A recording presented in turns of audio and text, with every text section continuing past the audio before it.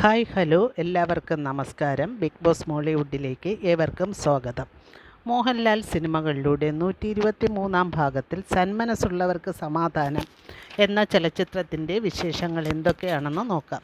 അതിനു മുൻപായി ഈ ചാനൽ ഇനിയും സബ്സ്ക്രൈബ് ചെയ്യാനുള്ളവർ സബ്സ്ക്രൈബ് ചെയ്ത് ലൈക്ക് ചെയ്ത് ഷെയർ ചെയ്ത് കമൻറ്റ് ചെയ്യാൻ മറക്കരുത്. കുമിഞ്ഞുകൂടിയ കടങ്ങൾ കാരണം വീട് വിൽക്കാൻ നിർബന്ധിതനായതിനാൽ തൻ്റെ വാടകക്കാരെ ഒഴിപ്പിക്കാനായി ബുദ്ധിമുട്ടുന്ന ഇടത്തരക്കാരനായ ഗോപാലകൃഷ്ണൻ്റെ കഥ പറയുന്ന ഒരു സത്യനന്തിക്കാട് ചിത്രമാണ് സന്മനസ്സുള്ളവർക്ക് സമാധാനം.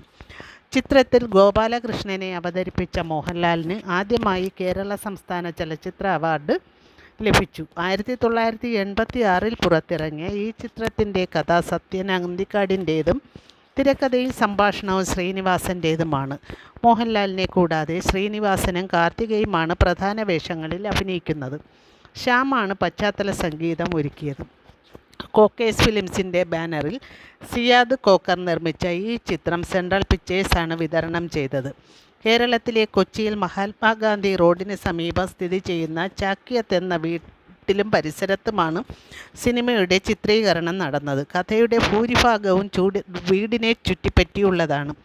27 ദിവസം കൊണ്ടാണ് വീടിൻ്റെ ചിത്രീകരണം പൂർത്തിയായത്. സന്മനസ്സുള്ളവർക്ക് സമാധാനം എന്ന ചിത്രത്തിൻ്റെ വിജയത്തിന് ശേഷം നിരവധി ചിത്രങ്ങളുടെ ലൊക്കേഷനുകളായി ഈ വീട് മാറിയിരുന്നു.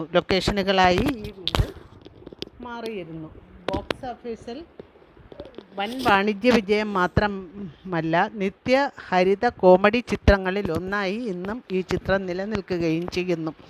മുല്ലനേഴി എഴുതി ജെറി അമൽദേവ് സംഗീതം പകർന്ന് യേശുദാസ് പാടിയ പവിഴമല്ലി പൂത്തുലഞ്ഞ നീലവാനം, പ്രണയമല്ലി പുഞ്ചിരിച്ച ദിവ്യയാമം, പൂക്കളും പുഴകളും പൂനിലാവിൻ ലഹരിയും ഭൂമി സുന്ദരം എന്ന ഗാനവും, കണ്ണിനു പൊൻകണി കാതിനു തേൻകനി എന്നാലും ഇന്നെൻ്റെ വിഷപ്പൂന്നി, കണ്ണിനു പൊൻകണി പൊൻകണി എന്ന ഗാനവും ഹിറ്റ് ഗാനങ്ങളായി മാറി.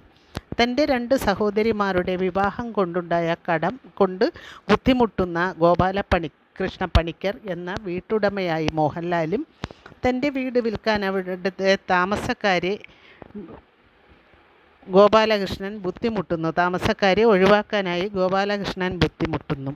വാടകക്കാരിയായി മീരയായ കാർത്തികയും മീരയുടെ അമ്മയായ കാർത്യായനിയായി KPSC ലളിതയും മീരയുടെ അയൽക്കാരനായ ഉമ്മർ ആയി മാമുക്കോയയും മീരയുടെ അമ്മാവനായി എത്തുന്ന ദാമോദർജിയായി തിലകനും ഗോപാലകൃഷ്ണൻ്റെ വക്കീലായ ശ്രീധരനായി ശങ്കരാടിയും ഗോപാലകൃഷ്ണൻ്റെ കൂട്ടുകാരനായ SI രാജേന്ദ്രനായി ശ്രീനിവാസനും ഗോപാലകൃഷ്ണൻ്റെ അമ്മയായി സുകുമാരിയും മീരയുടെ സഹോദരനായ മോനുക്കുട്ടനായി യദുകൃഷ്ണനും SI രാജേന്ദ്രൻ്റെ അമ്മാവനായ പൂങ്കിനാവ് പത്രാധിപരുമായ MG സോമനും കുഞ്ഞിക്കണ്ണൻ നായരായി ഇന്നസെൻറ്റും വേഷമിടുന്നു. ഗോപാലകൃഷ്ണ പണിക്കർ വളരെ ഉത്തരവാദിത്വമുള്ള സൗമ്യനായ ഇടത്തരം കുടുംബത്തിൽ പിറന്ന ഒരു യുവാവാണ്. കടമയാണ് ഒന്നാമതെന്നയാൾ വിശ്വസിക്കുന്നു. 2 സഹോദരിമാരെ നല്ല രീതിയിൽ വിവാഹം കഴിപ്പിച്ചയച്ച് തൻ്റെ പണമെല്ലാം ചെലവഴിച്ചതിനാൽ അയാൾ വലിയ കടത്തിലായി. സ്വത്തുക്കൾ കുറവാണെങ്കിലും അവ ഓരോന്നായി ലേലം ചെയ്തു പോയി. ഒടുവിൽ ടൗണിലുള്ള ഒരു വീട് മാത്രം ശേഷിക്കുന്നു. അത് വളരെ കാലമായി വാടകയ്ക്ക് തൻ്റെ അച്ഛൻ നൽകിയ വീടാണ്. അവശേഷിച്ച നഗരത്തിലെ തൻ്റെ വീട് വിറ്റ് കിട്ടുന്നത് കൊണ്ട് കടം വീട്ടുക എന്ന ലക്ഷ്യത്തോടെ ഗോപാലകൃഷ്ണൻ നഗരത്തിലെത്തുന്നു. പക്ഷേ അയാളുടെ വീട്ടിലെ വാടകക്കാരായ മീരയും കുടുംബവും വീടൊഴിയാൻ തയ്യാറാവുന്നില്ല. ഗോപാലകൃഷ്ണൻ വാടകക്കാരെ ഒഴിവാക്കാനായി പല രീതിയിലും അവരെ ശല്യം ചെയ്യാൻ ശ്രമിക്കുന്നു. അതിനുവേണ്ടി തൻ്റെ സഹപാഠിയായിരുന്ന SI രാജേന്ദ്രനെയും സഹായത്തിന് ക്ഷണിക്കുന്നു. എങ്കിലും മീരയെ കണ്ട് ഭ്രമിച്ച രാജേന്ദ്രൻ ഗോപാലകൃഷ്ണനെ കൈവിട്ട് മീരയ്ക്കൊപ്പം ചേരുന്നു. ഗോപാലകൃഷ്ണൻ തൻ്റെ വസ്തുക്കളുടെ കേസുകളുമായി ബന്ധപ്പെട്ട് നിരന്തരം കോടതി കയറി ഇറങ്ങുകയും കോടതി വരാന്തയിൽ ഇരിക്കുകയും ചെയ്യുന്നതിനാൽ അവനെ അയൽക്കാർ കോടതി പ്രാന്തൻ എന്ന് വിളിച്ച് കളിയാക്കിയിരുന്നു. പക്ഷേ ഗോപാലകൃഷ്ണനെ ഇതൊന്നും അലട്ടിയിരുന്നില്ല.